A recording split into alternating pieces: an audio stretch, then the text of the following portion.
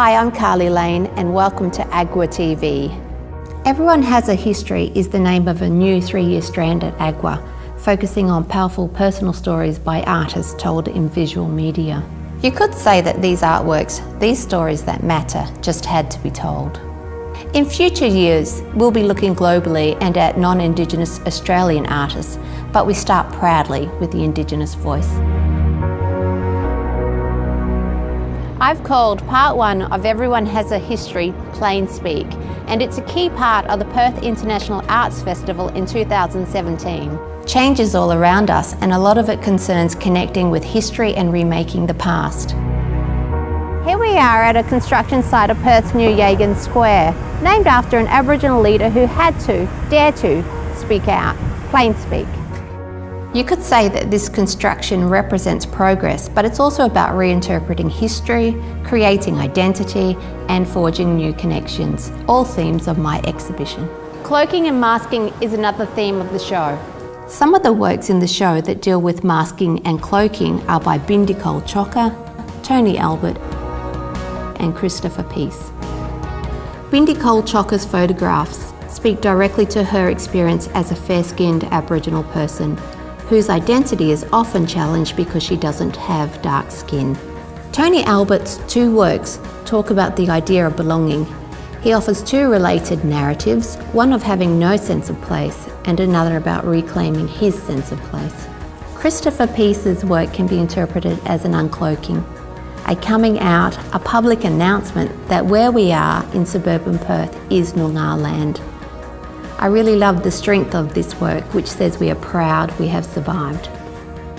It considers people's experiences of identity, belonging and acceptance, and calls into question some of the guises that Aboriginal people are often made to wear, not like an actor in the theatre, but as an Aboriginal person would in everyday life. The power of language is another strong theme in Plain Speak.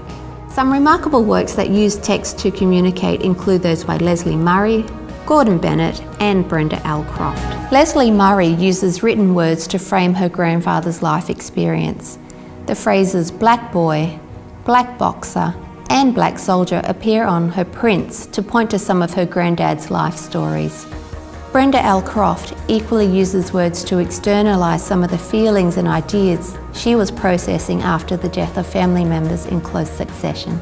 In contrast, Gordon Bennett holds no punches in his use of language to highlight the racist words used to describe and put down Aboriginal people. He would most certainly have heard these in his lifetime. I know I have. Plain Speak also looks at the power of the gaze.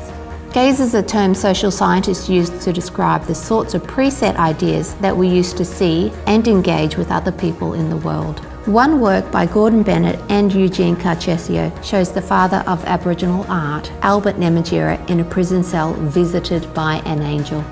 One interpretation of this scene is the idea of Albert Namatjira's perceived fall from grace because he didn't live up to the expectations and preset ideas of white Australian society.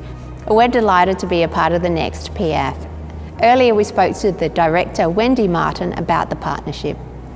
Plain Speak at Agwa is the perfect project for PF 2017. Next year, we're looking at big picture perspectives through the personal. Our partners across the city are so important to us. The festival tells many, many stories threaded across all of the art forms, and partners like Agwa are absolutely key to that. In 2017, our opening event, Bunawani, is an exploration of the environment, and so it's a wonderful companion piece at Agwa to have Plain Speak. Thanks, Wendy. We're excited to be a part of PF. When you look at someone, what do you see? Everyone has a history.